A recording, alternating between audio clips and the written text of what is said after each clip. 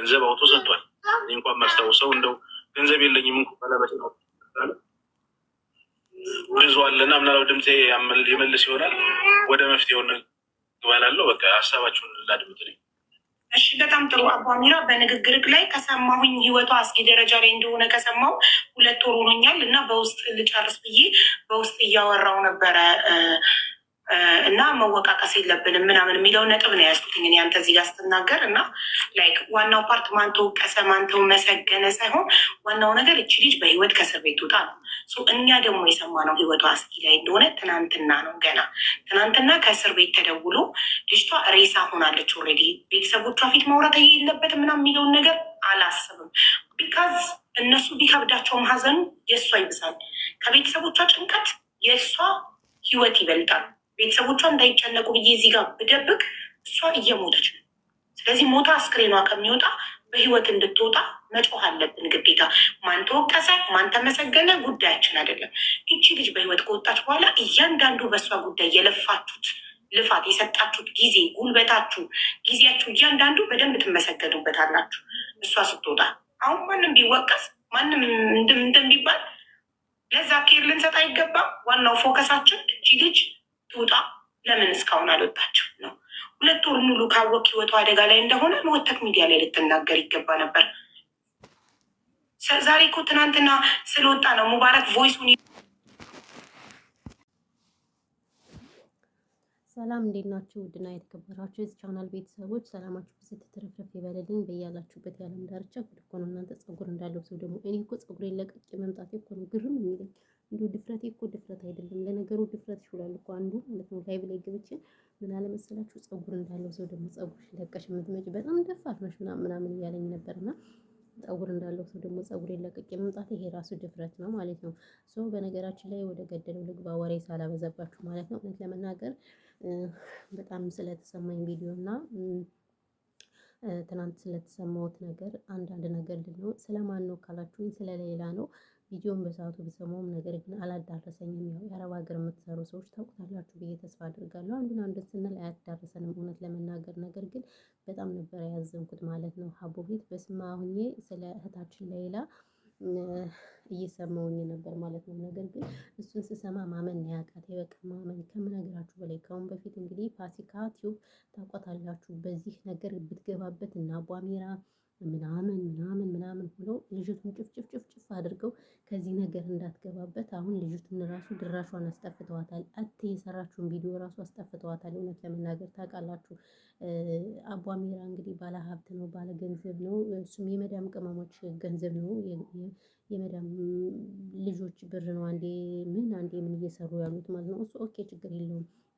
እና ይቺ ልጅ ስትናገር እንግዲህ እውነታውን ስትናገር ውሸት ነው የተናገርሽው ነገር ሁሉ ያለሽው አናግሪን እኛ ጠበቃ እንቅጠር እያሉ ነበረ እውነት ለመናገር። ስለዚህ ምን ልላችሁ ፈልጌ ነው ብዙዎች ከአቧሚራ ጀምሮ በጣም ጨፍጭፈዋታል ፋሲካ ቲዩብን እና ፋሲካ ጠፍታለች በዚሁ አጋጣሚ ማለት ነው። ስለዚህ ለካ ፋሲካ የተናገረችው እውነት ነበር። በነገራችን ላይ ፋሲካ የተናገረችው ሁሉም ነገር ትክክል ነበረ። ምንም አልዋሸችም። ነገር ግን እውነት የሚወራ ነገር ሁሉም ሰው አይፈልግም። በቃ ሁሉም መደባበቅ ነው።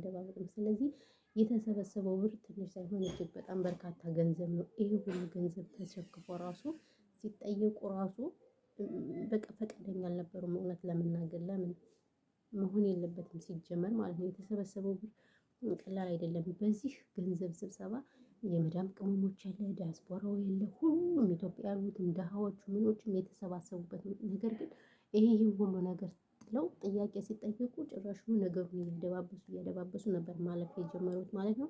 ግን እንግዲህ ትናንትና በጣም በሚዘገን ሁኔታ እንግዲህ ሙባረክ የሚባለው የኦሮሞ ተወላጅ ስለ ልጅቱ ሲናገር በጣም የሚዘገነን ማህፀኗን በቃ እንትን እንዳለ በቃ ልጅቱ አይምሮዋ እንደማይሰራ ሲናገር ማርያም በጣም ነው የተሰማኝ።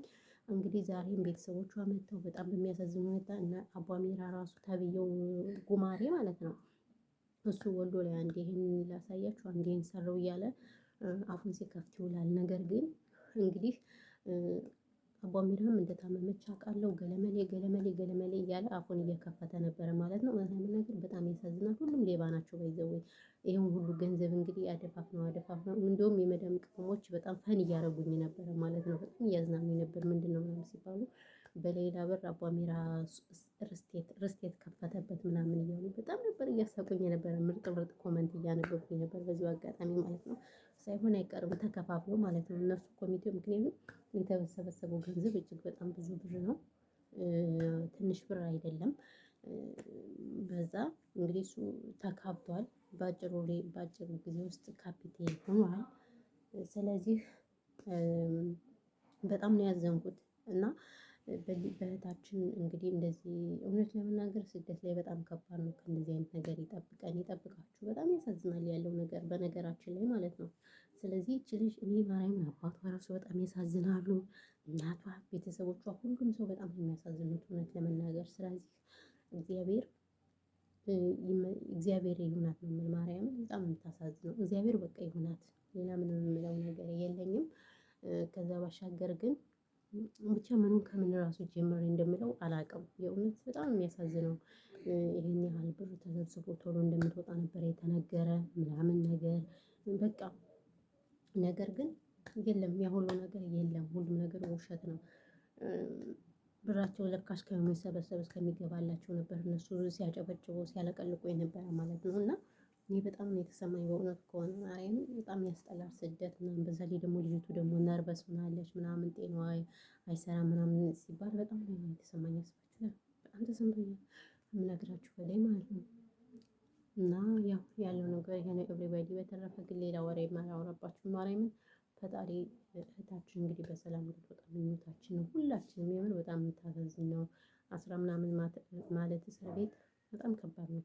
1 ወር ራሱ ከባድ ነው አይደለም? ይሄን ያህል አመት ገና በልጅነት እድሜዋ ባይዘው እንደዚህ ራሷን ራሱ ስትረስ ካደረገ ብትወጣ ራሱ ይቅርታ አድርጉልኝና ጤነኛ አትመስለኝም። ለምን ሃይምሮዋ ይነካል። ምክንያቱም ይሄን ያህል አመት እስር ቤት አስባችሁታል። በተለያየ ነገር በቃ እያስጠላል ያለው ነገር አይደለም። የእስር ቤት ህይወት ይቅርና እኛ ራሱ እንደዚህ በአረቡ ዓለም ያለ ነው ምናምን እየሰራን በቃ ያስጠላል። የስደት ኑሮ ምናምን ቶሎ ስትረስ እንሆናለን፣ ቶሎ በቃ ነርቨስ እንሆናለን፣ ቶሎ በቃ ነገሮችን በቃ ሰከን ባለ መንገድ አናይም፣ ቶሎ ተስፋ እንቆርጣለን። በቃ ምን ልበላችሁ እና ያለው ነገር ይሄ ነው። ስለዚህ ምንም የምለው ነገር የለኝም ስለ እህታችን ጉዳይ። በተረፈ ግን ይሄ ነው ያለው ነገር ማለት ነው። ወደ ቤተሰቦች እንግዲህ ያው ቅመሞች እንዴት ናችሁ? በስማም ስራ እንዴት ነው? ሁሉ ሰላም ነው? አንድ ብላችሁ እንግዲህ ጋር ያው እንግዲህ ለእህታችን ዱአ አድርጉላት። እንደኛ ስደተኛ እህታችን ነው። በዚህ ወይ እኛ ጋር ብርድ አለ ጋይስ፣ ብርድ አለ። አያችሁ ጃኬት ለብሼ ምናምን ነው ማለት ነው።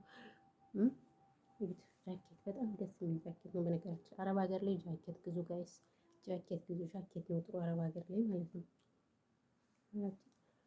እና ብርድ ስላለ ጃኬት ለብሼ ነው እኮ። በጋው መቼ እንደሚመጣ አላውቅም። አሁን መጋቢት አይደለ? እንዴት ነው በጋው የማይመጣ? እና ያው ረመዳንም አልቋል እንግዲህ። መልካም ኢድ ሙባረክ ነው የሚባለው ለሙስሊሞች፣ ለሙስሊም እምነት ተከታዮች እንግዲህ መልካም ኢድ ሙባረክ ብለናል። እንግዲህ ጾማችሁ በሰላም ፈታችሁት በሰላም እንግዲህ እንድትጨርሱት የሱ መልካም ፈቃዱ ሆኗል። ደስ ይላል ማለት ነው። ዘንድሮ ረመዳን ቶሎ ነው የሄደው እውነት ለመናገር ቶሎ ነው ላጥ ያለው። ለምንድን ነው አላውቅም። እና ይሄን ያለው ነገር በተረፈ ግን ሰላማችሁ ብዙ ትትረፍረፍ ይበልልኝ። እወዳችኋለሁ፣ አከብራችኋለሁ። ፈጣሪ ሀገራችን ሰላም ያድርግልን። ጦርነት ሁሉ ነገር በቃ እውነት ለመናገር ሀገራችንም ያለው ነገር በጣም ያስጠላል። በቃ ሁሉ ነገር ፈጣሪ ይሄን ክፉ ዘመን ወስዶ ጥሩን ዘመን ያምጣልን በሀገራችን እንድንኖር ማለት ነው። እና ይሄን ያለው ነገር ሰላማችሁ ዛሬ ልጆች